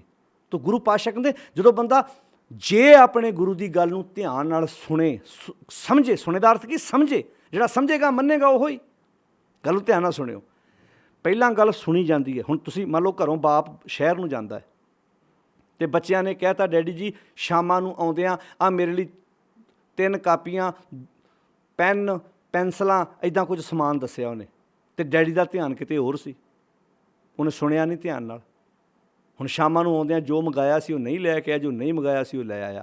ਅਤੇ ਜੇ ਇੱਦਾਂ ਧਿਆਨ ਨਾਲ ਸੁਣੇਗਾ, ਸੁਣ ਮੀਨਿੰਗ ਸਮਝੇਗਾ ਵੀ 3 ਕਾਪੀਆਂ ਮੰਗਾਈਆਂ ਨੇ, 4 ਪੈਨ ਮੰਗਾਏ ਨੇ, 1 ਪੈਨਸਲਾਂ ਦਾ ਡੱਬਾ ਮੰਗਾਇਆ ਹੈ, ਸ਼ਾਮ ਨੂੰ ਉਹ ਸਮਾਨ ਆਏਗਾ, ਕਿਉਂਕਿ ਉਹਨੇ ਜਦੋਂ ਸੁਣਿਆ ਨਾਲ ਸਮਝ ਲਿਆ ਸੀ। ਉਹਨੇ ਸੁਣਨ ਦਾ ਅਰਥ ਕੀ ਹੈ? ਸਮਝਣਾ। ਫਿਰ ਉਹਨੇ ਮੰਨ ਵੀ ਲੈਣੀ। ਜਦੋਂ ਦੁਕਾਨ 'ਤੇ ਜਾ ਕੇ ਸਮਾਨ ਖਰੀਦਿਆ, ਫਿਰ ਉਹਨੇ ਘਰ ਲਿਆਂਦਾ। ਹੁਣ ਗੱਲ ਮੰਨ ਲਈ ਉਹਨੇ। ਮੰਨੇਗਾ ਉਹ ਜਿਹੜਾ ਗੱਲ ਸਮਝੇਗਾ, ਜਿਹਨੇ ਸਮਝੀ ਨਹੀਂ ਉਹ ਮੰਨੇਗਾ ਕਿੱਥੋਂ? ਅਜੇ ਸਿੱਖਾਂ ਬਹੁਤਿਆਂ ਨੇ ਆਪਣੇ ਗੁਰੂ ਦੀ ਗੱਲ ਨੂੰ ਸਮਝਿਆ ਨਹੀਂ, ਅਤੇ ਮੰਨਣ ਵਾਲੀ ਗੱਲ ਤਾਂ ਫਿਰ ਬਹੁਤ ਦੂਰ ਹੈ ਜੇ ਪਿਆਰਿਓ। ਨਾਨਕ ਭਗਤਾਂ ਸਦਾ ਵਿਗਾਸ, ਸੁਣੇ ਦੁੱਖ ਪਾਪ ਕਾ ਨਾਸ਼। ਜਦੋਂ ਆਪਣੇ ਗੁਰੂ ਦੀ ਗੱਲ ਸਮਝ ਲਵਾਂਗੇ ਨਾ, ਜੋ ਗੁਰੂ ਸਾਹਿਬ ਸਾਨੂੰ ਕਹਿੰਦੇ ਨੇ, ਫਿਰ ਕੀ ਹੋਏਗਾ? ਸੁਣੇ ਸਿੱਧ ਪੀਰ ਸੁਰਨਾਥ। ਸਿੱਧ ਜੋਗੀ, ਨਾਥ ਅਤੇ ਸਿੱਧ, ਇਹ ਦੋਵੇਂ ਸ਼ਬਦ ਇੱਕੋ ਵਾਸਤੇ ਆਏ ਨੇ, ਸਿੱਧ ਅਤੇ ਨਾਥ। ਸੁਣੇ ਸਿੱਧ ਪੀਰ ਸੁਰਨਾਥ। ਸਿੱਧ ਪੀਰ ਸੁਰ ਦੇਵਤੇ ਨਾਥ, ਯਾਨੀ ਕਿ ਇਹ ਬਹੁਤ ਉੱਚੇ ਮੰਨੇ ਗਏ ਨੇ। ਲੋਕ ਇਹਨਾਂ ਕੋਲ ਭੱਜ ਜਾਂਦੇ ਸੀ, ਕਹਿੰਦੇ ਇਹਨਾਂ ਦੀ ਅਸਲੀਅਤ ਦਾ ਪਤਾ ਲੱਗ ਜਾਂਦਾ ਕਿ ਕੱਖ ਨਹੀਂ ਹੋਣਾ ਭਾਈ, ਇਹਨਾਂ ਦੇ ਕੋਲ ਕੁਝ ਨਹੀਂ ਹੈਗਾ। ਆੜੇ ਪੀਰ ਅਖਵਾਰੇ ਨੇ, ਜਿਹੜੇ ਨਾਥ ਅਖਵਾਰੇ ਨੇ, ਜਿਹੜੇ ਜੋਗੀ ਆਪਣੇ ਆਪ ਨੂੰ ਅਖਵਾਰੇ ਨੇ, ਜਿਹੜੇ ਲੋਕਾਂ ਨੂੰ ਗਿੱਦੜ ਸਿੰਘੀਆਂ ਦਿੰਦੇ ਫਿਰਦੇ ਨੇ, ਫਿਰ ਉਹਨਾਂ ਘਰੋਂ ਹੀ ਕੌਲੀ ਕੌਲੀ ਆਟਾ ਮੰਗਦੇ ਫਿਰਦੇ ਨੇ, ਲੋਕਾਂ ਨੂੰ ਆਸ਼ੀਰਵਾਦ ਦਿੰਦੇ ਫਿਰਦੇ ਨੇ, ਮੁੜ ਕੇ ਉਹਨਾਂ ਕੋਲੋਂ ਹੀ ਸਮਾਨ ਮੰਗਦੇ ਫਿਰਦੇ ਨੇ। ਕਮਾਲ ਦੀ ਗੱਲ ਵੇਖੋ, ਗੁਰਪੀਰ ਸਦਾਏ ਮੰਗਣ ਜਾਏ, ਆਪਣੇ ਆਪ ਨੂੰ ਗੁਰੂ ਪੀਰ ਵੀ ਖਵਾਉਂਦਾ ਤੇ ਮੰਗਣ ਵੀ ਜਾਂਦਾ, ਤਾਂ ਕਿ ਮੂਲ ਨਾ ਲੱਗੀਆਂ ਪਾਏ। ਅਸਲੀਅਤ ਦੀ ਸਮਝ ਆ ਗਈ, ਸੁਣਨ ਕਰਕੇ ਸਮਝਣ ਕਰਕੇ ਪਤਾ ਲੱਗ ਗਿਆ ਸਿੱਧ ਪੀਰ ਸੁਰਨਾਥ ਇਹਨਾਂ ਦੀ ਅਸਲੀਅਤ ਸਮਝ ਆ ਗਈ ਵੀ ਮੈਂ ਹੁਣ ਇਹਨਾਂ ਦੇ ਮੁਹਤਾਜ ਨਹੀਂ ਹੋਣਾ। ਮੈਂ ਨਹੀਂ ਐਵੇਂ ਇਹਨਾਂ ਕੋਲੋਂ ਗਿੱਦੜ ਸਿੰਘੀਆਂ ਲੈਂਦੇ ਫਿਰਨਾ, ਐਵੇਂ ਪੀਰਾਂ ਮਜ਼ਾਰਾਂ 'ਤੇ ਮੱਥੇ ਟੇਕਦੇ ਫਿਰਦਾ। ਹੁਣ ਸਮਝ ਆ ਗਈ ਹੈ, ਸੁਣਿਆ ਸਿੱਧ ਪੀਰ ਸੁਰ ਨਾਥ, ਐਵੇਂ ਨਹੀਂ ਥਾਂ ਥਾਂ 'ਤੇ ਇੱਥੇ ਆਹ ਦੇਵਤਾ ਪ੍ਰਗਟ ਹੋਇਆ ਜੀ ਤੁਰ ਪਓ। ਕਿਉਂ? ਕਿਉਂਕਿ ਹੁਣ ਮੈਨੂੰ ਗੱਲ ਦੀ ਸਮਝ ਆ ਗਈ ਹੈ। ਸੁਣਿਆ ਸਿੱਧ ਪੀਰ ਸੁਰਨਾਥ, ਸੁਣਿਆ ਧਰਤ ਧਵਲ ਆਕਾਸ਼। ਪਹਿਲਾਂ ਲੋਕ ਆਉਂਦੇ ਹੁੰਦੇ ਸੀ, ਅਜੇ ਤੱਕ ਵੀ ਮਨੌਤਾਂ ਨੇ, ਵੀ ਬਲਦ ਨੇ ਧਰਤੀ ਨੂੰ ਆਪਣੇ ਸਿੰਗ ਤੇ ਚੱਕਿਆ। ਜਦੋਂ ਸਿੰਗ ਬਦਲਦਾ ਤੇ ਭੁਚਾਲ ਆਉਂਦਾ। ਹਜੇ ਵੀ ਸਮਾਜ ਵਿੱਚ ਬਹੁਤੇ ਲੋਕਾਂ ਦੇ ਦਿਮਾਗ 'ਚ ਗੱਲਾਂ ਬੈਠੀਆਂ ਵੀ ਭਾਈ ਅੱਜ ਭੁਚਾਲ ਆਇਆ, ਬਲਦ ਹੁਣ ਥੱਕ ਗਿਆ ਸੀ ਨਾ, ਉਹਨੇ ਸਿੰਗ ਬਦਲਤਾ। ਇੱਦਾਂ ਜਦੋਂ ਸਿੰਗ ਬਦਲਦਾ ਭੁਚਾਲ ਆਉਂਦਾ। ਹੁਣ ਸਮਝ ਆ ਗਈ ਵੀ ਧਰਤ ਧਵਲ ਆਕਾਸ਼, ਵੀ ਇਸ ਧਰਤੀ ਨੂੰ ਕਿਹੜੇ ਧਵਲ ਨੇ ਚੁੱਕਿਆ, ਕਿਹੜੇ ਬਲਦ ਨੇ ਚੁੱਕਿਆ, ਇਹ ਕਾਹਦੇ ਸਿਰ 'ਤੇ ਧਰਤੀ ਖਲੋਤੀ ਹੈ, ਕਿੱਦਾਂ ਖਲੋਤੀ ਹੈ। ਇਸ ਅਸਲੀਅਤ ਦੀ ਸਮਝ ਆ ਗਈ ਹੈ। ਕਿਉਂ? ਆਪਣੇ ਗੁਰੂ ਦੀ ਗੱਲ ਸੁਣਨ ਕਰਕੇ। ਹੁਣ ਇਹ ਮਨੌਤਾਂ 'ਚੋਂ ਬਾਹਰ ਨਿਕਲ ਗਏ ਕਿ ਭਾਈ ਬਲਦ ਨੇ ਧਰਤੀ ਚੁੱਕੀ ਹੈ, ਸਿੰਘ 'ਤੇ ਧਰਤੀ ਖਲੋਤੀ ਹੈ। ਨਾ ਨਾ, ਹੁਣ ਸਮਝ ਆ ਗਈ ਵੀ ਉਹ ਆਪ ਖਿਲਾਰਨ ਵਾਲਾ, ਉਹ ਆਪ ਆਪਣੇ ਨਿਯਮਾਂ ਵਿੱਚ ਸੰਸਾਰ ਨੂੰ ਤੋਰਨ ਵਾਲਾ, ਸਭ ਕੁਝ ਉਹਦੇ ਹੁਕਮ, ਉਹਦੀ ਰਜਾ ਵਿੱਚ ਹੈ। ਬਸ ਮੈਂ ਉਹਦੀ ਹੁਕਮ ਵਿੱਚ ਤੁਰ ਕੇ ਆਪਣੀ ਜ਼ਿੰਦਗੀ ਨੂੰ ਖੂਬਸੂਰਤ ਬਣਾਉਣਾ। ਸੁਣਿਆ ਧਰਤ ਧਵਲ ਆਕਾਸ਼, ਸੁਣਿਆ ਦੀਪ ਲੋਹ ਪਾਤਾਲ। ਹੁਣ ਪਤਾ ਲੱਗ ਗਿਆ ਦੀਪਾਂ ਲੋਹਾਂ ਪਤਾਲਾਂ ਤੱਕ ਉਹ ਆਪ ਸਮਾਇਆ ਹੋਇਆ। ਜਲ ਥਲ ਮਹੀਲ ਪੂਰਿਆ ਰਮਿਆਂ ਵਿੱਚ ਵਣਾ। ਪਤਾ ਲੱਗ ਗਿਆ ਵੀ ਹਰ ਥਾਂ 'ਤੇ ਉਹ ਆਪ ਸਮਾਇਆ ਹੋਇਆ ਹੈ। ਜਲ ਥਲ ਮਹੀਲ ਪੂਰਿਆ ਰਮਿਆਂ ਵਿੱਚ ਵਣਾ। ਪਾਤਸ਼ਾਹ ਜੀ ਕਹਿੰਦੇ ਨੇ ਸੁਣਿਆ ਦੀਪ ਲੋਹ ਪਾਤਾਲ, ਸੁਣਿਆ ਪੋਹ ਨਾ ਸਕੇ ਕਾਲ। ਹੁਣ ਕਾਲ ਪੋਹ ਨਹੀਂ ਸਕਦਾ। ਕਿਹੜਾ ਕਾਲ ਭਲਾ? ਇਹ 5 ਵਿਕਾਰ ਕਾਲ ਨੇ ਜਿਹੜੇ ਬੰਦੇ ਨੂੰ ਆਤਮਿਕ ਤੌਰ 'ਤੇ ਮਾਰਦੇ ਨੇ। ਉਸ ਮੌਤ ਦੀ ਗੱਲ ਨਹੀਂ ਹੋ ਰਹੀ। ਇਹ ਜਿਨ੍ਹਾਂ ਨੇ ਬਾਣੀ ਉਚਾਰਨ ਕੀਤੀ ਸਰੀਰਕ ਤੌਰ 'ਤੇ, ਉਹ ਵੀ ਸਾਡੇ ਵਿੱਚ ਨਹੀਂ ਹੈਗੇ ਅੱਜ, ਸਰੀਰਕ ਤੌਰ 'ਤੇ ਅੱਜ ਨਹੀਂ ਹੈਗੇ, ਪਰ ਉਹ ਕਾਲ ਉਹਨਾਂ ਨੂੰ ਨਹੀਂ ਪੋਹ ਸਕਿਆ। ਕਿਹੜਾ ਕਾਲ ਸੀ ਉਹ? ਕਾਮ ਕ੍ਰੋਧ ਲੋਭ ਮੋਹ ਹੰਕਾਰ। ਇਹ ਉਹ ਕਾਲ ਹੈ ਜਿਹੜਾ ਬੰਦੇ ਨੂੰ ਅੰਦਰੋਂ ਮਾਰ ਦਿੰਦਾ ਹੈ। ਉਹ ਕਾਲ ਫਿਰ ਪੋਹ ਨਹੀਂ ਸਕਦਾ। ਜਿਹੜਾ ਅਵਰ ਪੰਚ ਹਮ ਏਕ ਜਨਾ, ਉਹ 5 ਤੇ ਮੈਂ ਕੱਲਾ ਕਿਉਂ ਰਾਖੂੰ, ਘਰ ਬਾਰ ਮਨਾ ਮਾਰੈ ਲੂਟੈ ਨੀਤ ਨੀਤ, ਕਿਸੇ ਆਗੇ ਕਰੀ ਪੁਕਾਰ ਜਨਾ, ਸ੍ਰੀ ਰਾਮ ਨਾਮਾ ਉਚਰ ਮਨਾ ਆਗੇ ਜਮ ਦਲ। ਇੱਥੇ ਜਮਾਂ ਦਾ ਦਲ ਕਹਿਤਾ, ਉੱਤੇ 5 ਕਹਿਤਾ। ਇਹ 5 ਹੀ ਜਮ ਨੇ, ਇਹ ਹੀ ਜਮਾਂ ਦਾ ਦਲ ਹੈ ਜਿਹੜਾ ਬੰਦੇ ਕੋਲੋਂ ਗਲਤ ਕੰਮ ਕਰਾਉਂਦਾ ਹੈ। ਸੁਣਿਆ ਪੋਹ ਨਾ ਸਕੇ ਕਾਲ। ਹੁਣ ਉਹਦੀ ਗੱਲ ਸਮਝਣ ਕਰਕੇ ਕਾਲ ਪੋਹ ਨਹੀਂ ਸਕਦਾ। ਅਤੇ ਸੁਣਿਆ ਦੁੱਖ ਪਾਪ ਕਾ ਨਾਸ। ਉਸ ਮਾਲਕ ਦੀ ਗੱਲ ਸਮਝਣ ਕਰਕੇ, ਉਹਦੇ ਹੁਕਮ ਨੂੰ ਮੰਨਣ ਕਰਕੇ ਹੁਣ ਸਦਾ ਖੇੜਾ ਬਣਿਆ ਰਿਹਾ, ਖੁਸ਼ੀ ਬਣੀ ਰਹੀ, ਸਦਾ ਵਿਗਾਸ। ਅਤੇ ਸੁਣਿਆ ਦੁੱਖ ਪਾਪ ਕਾ ਨਾਸ। ਉਹਦੀ ਗੱਲ ਸੁਣ ਕਰਕੇ ਦੁੱਖ ਪਾਪ ਨਾਸ਼ ਹੋ ਗਏ ਜਿਹੜੇ ਅੰਦਰ ਤਰਥੱਲੀ ਮਚਾ ਕੇ ਬੈਠੇ ਸੀ। ਇਹ ਆਪਾਂ 8 ਨੰਬਰ ਪੌੜੀ ਦੀ ਅੱਜ ਵਿਚਾਰ ਸਾਂਝੀ ਕੀਤੀ ਹੈ ਗੁਰੂ ਪਿਆਰੀ ਸਾਧ ਸੰਗਤ ਜੀ। ਅਤੇ ਇਸ ਪੌੜੀ ਦੇ ਵਿੱਚ ਜੋ ਵਿਚਾਰ ਤੇ ਵੀ ਜਦੋਂ ਮੈਂ ਆਪਣੇ ਗੁਰੂ ਦੀ ਗੱਲ ਨੂੰ ਸੁਣਿਆ, ਯਾਨੀ ਕਿ ਸਮਝਿਆ, ਪਤਾ ਲੱਗ ਗਿਆ ਸਿੱਧ ਪੀਰ ਸੁਰ ਨਾਥ, ਇਹਨਾਂ ਦੀ ਅਸਲੀਅਤ ਸਮਝ ਲੱਗ ਗਈ। ਹੁਣ ਮੈਂ ਕੋਈ ਕਹੇ ਜੀ ਉੱਥੇ ਪੀਰਖਾਨਾ ਆ ਜਾ, ਉੱਥੇ ਮੱਥੇ ਟੇਕੀ, ਕਹਿੰਦਾ ਨਾ ਭਾਈ ਹੁਣ ਸਮਝ ਲੱਗ ਗਈ ਮੈਨੂੰ, ਹੁਣ ਮੈਨੂੰ ਸਮਝ ਲੱਗ ਗਈ। ਹੁਣ ਮੈਨੂੰ ਪਤਾ ਲੱਗ ਗਿਆ ਵੀ ਸਭ ਗੁਰ ਪੀਰ ਹਮਾਰੇ, ਮੇਰਾ ਗੁਰੂ ਪੀਰ ਹਰ ਥਾਂ 'ਤੇ ਸਮਾਇਆ ਹੋਇਆ, ਮੈਂ ਉੱਥੇ ਕੀ ਲੈਣ ਜਾਵਾਂ। ਮੇਰਾ ਗੁਰੂ ਪੀਰ ਤਾਂ ਮੇਰੇ ਖੇਤਾਂ 'ਚ ਵੀ ਆ। ਜਿਹੜੀ ਭਗਤ ਕਬੀਰ ਜੀ ਨੇ ਆਪਣੀ ਬਾਣੀ ਵਿੱਚ ਗੱਲ ਕੀ ਵੀ ਸਭ ਗੁਰ ਪੀਰ ਹਮਾਰੇ, ਮੇਰਾ ਗੁਰੂ ਪੀਰ ਤਾਂ ਸਭ ਥਾਂ ਸਮਾਇਆ ਹੋਇਆ। ਮੇਰਾ ਘਰ ਨਹੀਂ ਹੈਗਾ ਜਿਹੜਾ ਮੈਂ ਉੱਥੇ 100 ਕਿਲੋਮੀਟਰ ਸਫ਼ਰ ਤੈਅ ਕਰਕੇ ਜਾਵਾਂ। ਮੈਂ ਤਾਂ ਆਪਣੀ ਮਾਂ 'ਚੋਂ ਆਪਣਾ ਪੀਰ ਵੇਖ ਲੈਣਾ, ਆਪਣੇ ਪਿਤਾ 'ਚੋਂ ਆਪਣਾ ਪੀਰ ਵੇਖ ਲੈਣਾ। ਮੈਂ ਤਾਂ ਆਪਣੇ ਖੇਤਾਂ 'ਚ ਕੰਮ ਕਰਦਿਆਂ ਆਪਣੇ ਕਾਮੇ 'ਚੋਂ ਪੀਰ ਵੇਖ ਲੈਣਾ। ਮੈਨੂੰ ਤਾਂ ਹੁਣ ਆਪਣੇ ਕਾਮਿਆਂ 'ਚੋਂ ਵੀ ਪੀਰ ਦਿਸਣ ਲੱਗ ਪਿਆ। ਮੈਂ ਤਾਂ ਆਪਣੇ ਜਿਹੜੇ ਭੱਠੇ 'ਤੇ ਇੱਟਾਂ ਪੱਥਦੇ ਆ, ਮੈਂ ਤਾਂ ਉਹਨਾਂ 'ਚੋਂ ਆਪਣਾ ਪੀਰ ਵੇਖਿਆ। ਕਿਉਂ? ਪੀਰ ਤੇ ਹੋ ਸਕਦਾ ਕੁਝ ਨਾ ਕਰਦਾ ਹੋਵੇ, ਉਹਨਾਂ ਦੀਆਂ ਬਣਾਈਆਂ ਹੋਈਆਂ ਇੱਟਾਂ ਨਾਲ ਭਾਈ ਮੈਂ ਘਰ ਦਾ ਮਾਲਕ ਬਣਿਆ। ਜਿਹੜੇ ਰੋਡ ਦੇ ਕੰਢੇ 'ਤੇ ਕੰਮ ਕਰਦੇ ਨੇ, ਮੈਂ ਤਾਂ ਉਹਨਾਂ 'ਚੋਂ ਦੇਵਤੇ ਵੇਖਣਾ। ਉਹਨਾਂ ਨੇ ਜ਼ਿੰਦਗੀ 'ਚ ਕਦੀ ਗੱਡੀ 'ਤੇ ਨਹੀਂ ਚੜ੍ਹਨਾ, ਅਤੇ ਅੱਜ ਉਹ ਰੋਡ ਬਣਾ ਕੇ ਮੈਨੂੰ ਦੇ ਰਹੇ ਨੇ। ਆਹ ਸੜਕਾਂ ਦੇ ਕੰਢਿਆਂ 'ਤੇ ਪੱਥਰ ਕੁੱਟਦੇ ਨੇ, ਮੈਂ ਤਾਂ ਉਹਨਾਂ 'ਚੋਂ ਦੇਵਤੇ ਵੇਖ ਰਿਹਾ। ਹੁਣ ਸਮਝ ਆ ਗਈ, ਆਹ ਹੈ ਜ਼ਿੰਦਗੀ ਜਿਉਣ ਦੀ ਅਸਲੀਅਤ। ਇਹ ਹੈ ਜ਼ਿੰਦਗੀ ਜਿਉਣ ਦਾ ਇੱਕ ਤਰੀਕਾ। ਸੁਣਿਆ ਸਿੱਧ ਪੀਰ ਸੁਰਨਾਥ।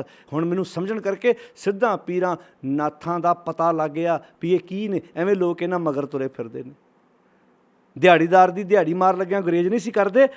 ਦੂਜੇ ਬੰਨੇ ਸਾਡਾ ਸਮਾਜ ਇੰਨਾ ਨਿੱਘਰ ਚੁੱਕਾ ਸੀ ਕਿ ਜਿਹਨੇ ਭਗਵੇ ਰੰਗ ਦੇ ਕੱਪੜੇ ਪਾਏ ਉਹਦੇ ਪੈਰਾਂ 'ਚ ਆਣ ਕੇ ਬਹਿ ਗਏ। ਸੁਣਿਆ ਸਿੱਧ ਪੀਰ ਸੁਰਨਾਥ, ਸੁਣਿਆ ਧਰਤ ਧਵਲ ਆਕਾਸ਼।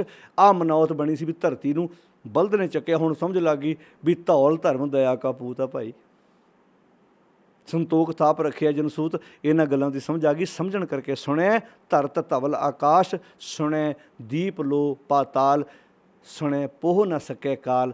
ਸਮਝ ਆ ਗਈ ਕਿ ਹਰ ਥਾਂ 'ਤੇ ਸਮਾਇਆ ਹੋਇਆ। ਹੁਣ ਉਹਦੀ ਗੱਲ ਸਮਝਣ ਕਰਕੇ ਕਾਲ ਪੋਹ ਨਹੀਂ ਸਕਦਾ। ਨਾਨਕ ਭਗਤੋਂ ਸਦਾ ਵਿਗਾਸ, ਸੁਣਿਆ ਦੁੱਖ ਪਾਪ ਕਾ ਨਾਸ। ਆਓ ਆਪਣੇ ਘਰੋਂ ਜਿਹੜਾ ਖੇੜਾ ਜਾ ਚੁੱਕਾ, ਖੁਸ਼ੀ ਜਾ ਚੁੱਕੀ ਆ, ਉਹਨੂੰ ਵਾਪਸ ਲਿਆਉਣ ਵਾਸਤੇ ਸੱਚ ਦੇ ਨਾਲ ਸਾਂਝ ਪਾਈਏ। ਉਹ ਸੱਚ ਜਿਹੜਾ ਹਰ ਵਕਤ ਸਾਡੇ ਹਿਰਦੇ ਵਿੱਚ ਸਮਾਇਆ ਹੋਇਆ। ਸੱਚ ਸਭਨਾ ਕਾ ਖਸਮ ਹੈ। ਤੋ ਜਿਹੜੀ ਅੱਗੇ 9, 10, 11 ਨੰਬਰ ਪੌੜੀ ਹੈ, ਉਹਦੇ ਵਿੱਚ ਵੀ ਇਹਦੇ ਨਾਲ ਹੀ ਵਿਚਾਰ, ਆਉਣ ਵਾਲੀ ਪੌੜੀ ਵੀ ਜਿਹੜੀ ਆਪਣੀ, ਉਹਦੇ ਵਿੱਚ ਆਪਾਂ ਇਸ ਤੋਂ ਅੱਗੇ ਵਿਚਾਰ ਤੋਰਾਂਗੇ ਕਿੱਦਾਂ ਗੁਰੂ ਸਾਹਿਬ ਨੇ ਮੋਤੀ ਪਰੋਏ ਨੇ। ਆਓ ਹੰਸ ਬਿਰਤੀ ਲੈ ਕੇ ਨਾ ਇਹ ਸਾਗਰ ਦੇ ਵਿੱਚੋਂ ਮੋਤੀ ਚੁਗੀਏ ਅਤੇ ਆਪਣੀ ਜ਼ਿੰਦਗੀ ਨੂੰ ਅਮੀਰ ਕਰਨ ਦਾ ਯਤਨ ਕਰੀਏ। ਖੂਬਸੂਰਤੀ ਦੇ ਨਾਲ ਜ਼ਿੰਦਗੀ ਜੀਈਏ। ਦੁੱਖ ਸੁੱਖ ਜ਼ਿੰਦਗੀ 'ਚ ਆਉਣੇ ਨੇ, ਉਹਨਾਂ ਦਾ ਮੁਕਾਬਲਾ ਕਰਨਾ ਸਤਿਗੁਰ ਦੀ ਬਾਣੀ ਸਾਨੂੰ ਸਿਖਾਉਂਦੀ ਹੈ।